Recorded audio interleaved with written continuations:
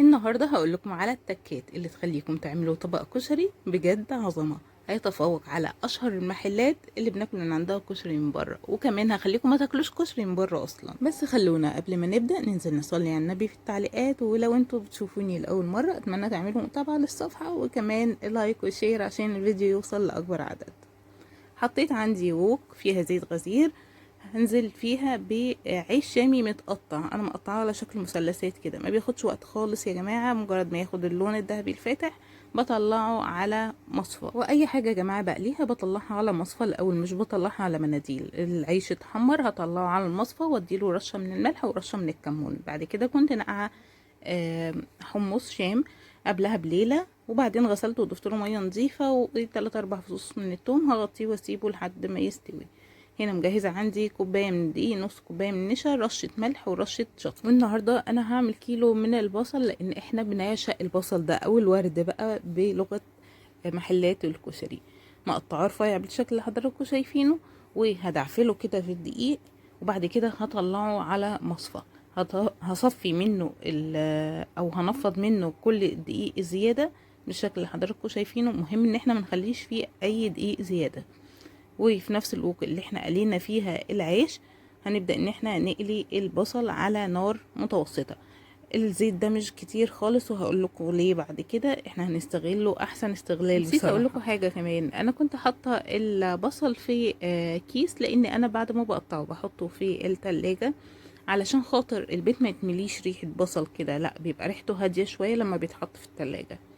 خد اللون الذهبي الفاتح بنطلعه برضو على مصفى ونكمل باقي الكمية. نعمل بقى العدس، نص كيلو من العدس اللي بجبه نقعته ساعتين، وفي حلة حطيت مية كتير وسبتها تغلي. نزلت بالعدس مع رشة ملح وكمان رشة من الكمون وفصين من الثوم.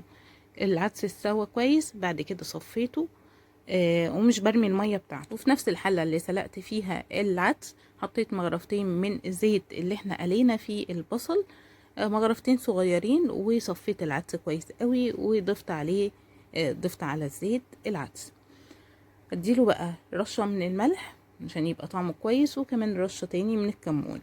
هفضل اقلب فيه كده لحد ما يطلع المادة النشوية بتاعته ويبقى عامل شبه اللحمة المفرومة او شبه العدس اللي احنا بنشوفه في المحلات وبنكون مش عارفين هو بيتعمل ازاي.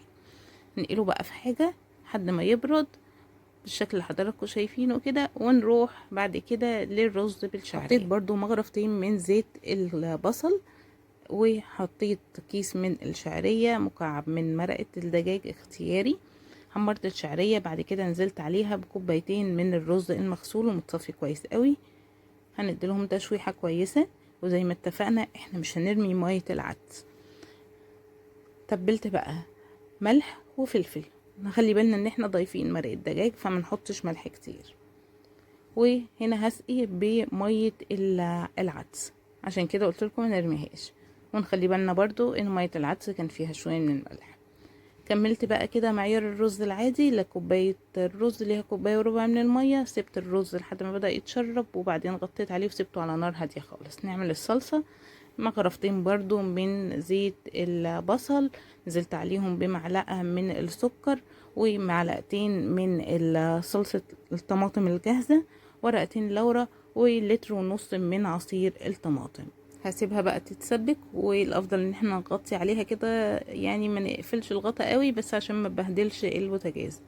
نعمل الدقة، مغرفة من زيت البصل زي ما اتفقنا بقى، عرفنا خلاص. ونزلت بمعلقة من الثوم، هبدأ ان انا احمرها، معلقة صغيرة من الثوم هحمرها تحميرة خفيفة كده، وبعدين هضيف نص معلقة صغيرة من الكمون، نص كوباية من الخل، وهضيف تاني معلقة صغيرة من الثوم المفروم، مش هنحمره بقى ولا حاجة. وكمان ضفت ربع كوباية من المية، ضفت رشة ملح، وكده الدقة جاهزة عندي. والرز كمان استوى، كنت من وقت للتاني بديله تقليبة عشان يستوي كله كويس وما يعملش أرضية من تحت.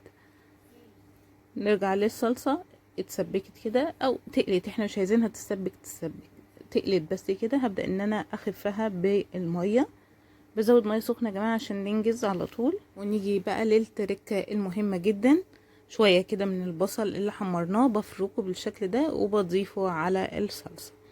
تيست بقى مختلف تماما، بتبل بملح وفلفل وكمون، وكده الصلصة جاهزة معايا. علشان نعمل الشطة ضفت 3 مغارف من زيت البصل، ونزلت بمعلقة صغيرة من الشطة حمرتها، وبعدين ضفت لها مغرفة كبيرة من الصلصة. سلقت كمان المكرونة عادي جدا في مية وملح. نزلت بكيس مكرونة هلالية الأول، خد دقيقتين، وبعد كده نزلت بكيس مكرونة اسباجيتي كنت مقسماه على 3. في الوقت ده الحمص كان استوى، ظبطت له الملح، وكمان المكرونة استوت صفيتها وضفت لها آخر كمية معايا من زيت البصل. وكده كل حاجة جاهزة معانا. شايفين يا جماعة شكله تحفة بجد. زي ما قلت لكم في بداية الفيديو هتتفوقوا على محلات الكشري، وصدقوني لو جربتوا الطريقة دي مش هترضوا تاكلوا كشري من بره تاني اصلا. لو وصلتوا معايا لحد هنا بشكركم جدا، وبفكركم لو لسه ما عملتوش متابعة يلا روحوا دلوقتي اعملوا متابعة، ومتنسوش اللايك والشير عشان الفيديو يوصل لاكبر عدد، واشوفكم الفيديو الجاي على خير.